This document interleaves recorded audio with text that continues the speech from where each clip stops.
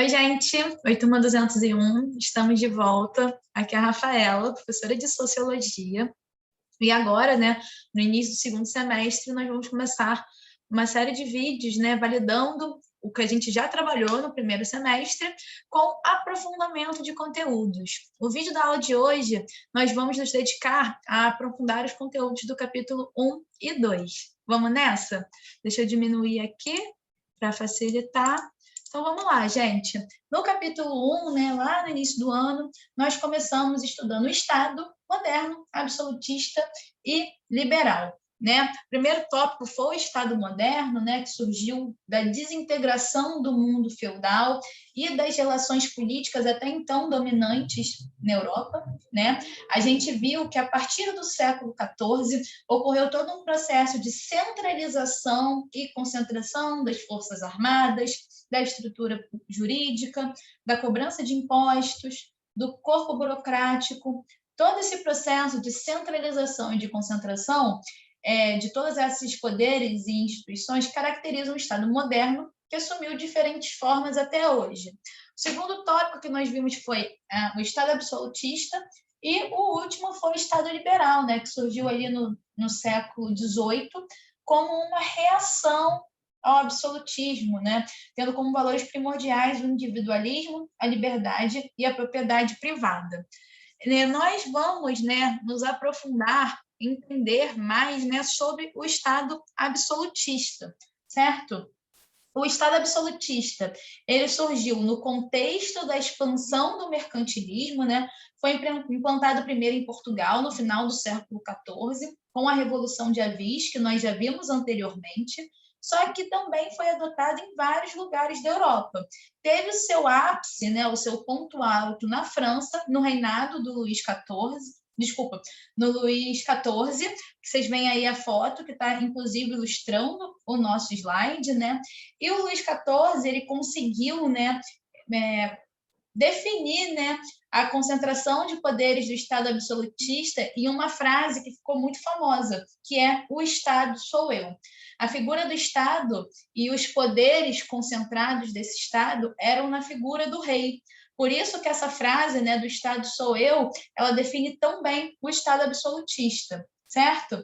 Então, o Estado absolutista, né, ele assumiu o controle das atividades econômicas, intervinha nas concessões dos monopólios, fixava preços e tarifas, administrava a moeda e também os metais preciosos. Ou seja, basicamente, o Estado, né, ele intervinha em tudo que representava as riquezas de um país nesse contexto, né? O acúmulo desses bens expressava a riqueza de um país e o Estado intervinha em todos eles. O Estado absolutista assumia também a responsabilidade, né, de centralizar e praticar a justiça e também de cuidar do contingente militar, criando exércitos profissionais.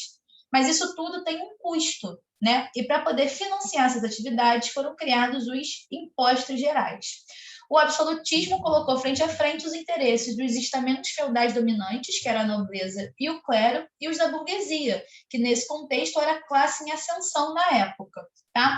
Tais interesses eram basicamente relacionados à justiça, à administração do patrimônio público e também à administração econômica. Tá? Aí, gente, depois nós encerramos o capítulo 1 falando sobre o Estado liberal, que, como eu já mencionei, surge, né, como uma oposição, uma reação a essa concentração absolutista. Então, o liberalismo, ele prega o individualismo, a liberdade, a propriedade privada, né? Isso foi nosso capítulo 1. Ao capítulo 2, nós continuamos estudando, né, o Estado, esse Estado com letra maiúscula, e nós vimos, né, os Estados nacionais, neoliberalismo e desenvolvimento. O primeiro tópico, né, dos Estados nacionais no século XX, nós vimos, né, o Estado fascista, organizado ali nas décadas de 20 e 30, primeiramente na Itália de Mussolini, depois na Alemanha de Hitler, né, com o nazismo, e em vários países europeus, com as suas particularidades, né, com as suas diferenças. Dentro do Estado fascista, a participação política significava plena adesão ao regime e ao seu líder máximo, e era uma ditadura, né, que ninguém podia fazer qualquer tipo de crítica ou oposição ao governo. Nós também vimos, né, o Estado comunista, o Estado socialista, que ocorreu, né, da primeira experiência socialista, iniciada em 1917 na Rússia, com a Revolução Russa, né? Por meio dessa revolução, procurava-se, né, fazer frente, reivindicar condições melhores, né, para as classes trabalhadoras. As ideias socialistas já estavam presentes em toda a Europa havia mais de meio século, mas se concretizaram com a Revolução Russa. O objetivo era incentivar a participação dos camponeses, operários e soldados sob o controle do Partido Comunista, certo? Depois nós vimos o Estado neoliberal, né? Que aí a gente vai precisar retomar o que a gente viu já de liberalismo. E, por fim, no capítulo 2, nós vimos, né, o desenvolvimento sociológico no Brasil. Nós estudamos basicamente toda a história do Brasil, né? Dividimos em períodos, né? Começamos lá em 1500, o primeiro período feito em 1500, 1822. Vimos todo o desenrolar, né, sociológico brasileiro, passamos pela ditadura, chegando até os dias atuais, né, com essa organização, né, da democracia que nós temos até os dias atuais. O nosso aprofundamento do capítulo 2 vai ser o Estado neoliberal. Tá?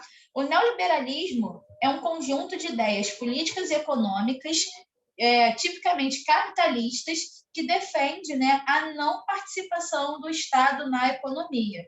De acordo com o neoliberalismo, deve-se haver total liberdade de comércio, que é uma prática a qual a gente dá o nome, né, de livre comércio, para proporcionar o crescimento econômico e o desenvolvimento social de um país. Ou seja, essa competição, né, de mercado, de comércio, seria uma característica saudável e que faria, né, o crescimento econômico e social de um país acontecer. O neoliberalismo ele surge na década de 70, apoiado, né, nas ideias do economista norte-americano Milton Friedman, que inclusive ganhou um prêmio Nobel, né, em ciências econômicas, como uma solução para a crise, né, de 1973, por causa, né, da crise do petróleo. O neoliberalismo ele vai defender o Estado mínimo. O que é isso? Basicamente, vai ser retomar as ideias daquele liberalismo mais antigo, com o mínimo de intervenção estatal na vida das pessoas, certo?